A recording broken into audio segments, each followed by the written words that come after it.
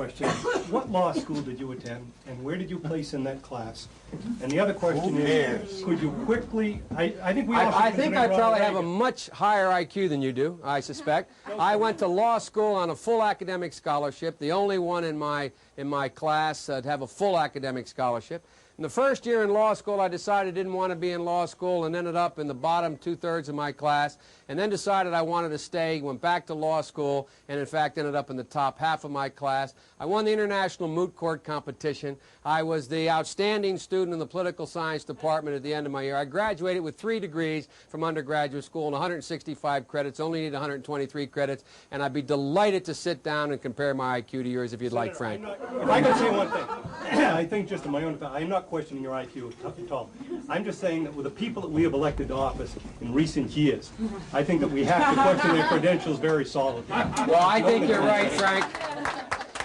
But you know what I find kind of interesting?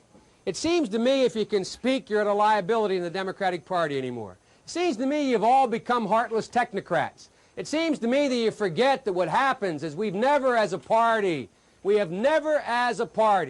moved this nation by 14-point position papers and 9-point programs.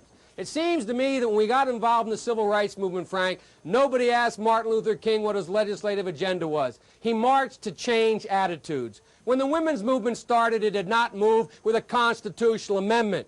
They marched to change attitudes. And this party better understand full well that it's about time we change our attitude and we begin to change the attitudes of Americans about what their responsibilities are to the poor, about what their responsibilities are to other people, and about what our responsibility in the world is. And that requires changing attitudes. But Frank, I promise you, you'll see my 15-point plans and 19-point position papers, and you'll be able to make a judgment when Gary Hart and I stand there. Who knows more about foreign policy, Gary or me? And when you see that Dick Gebhardt and I stand there, you'll be able to make a judgment whether Dick Gebhardt or I know more about economic policy. But ultimately, Frank, this country needs a leader, and leaders change attitudes about people.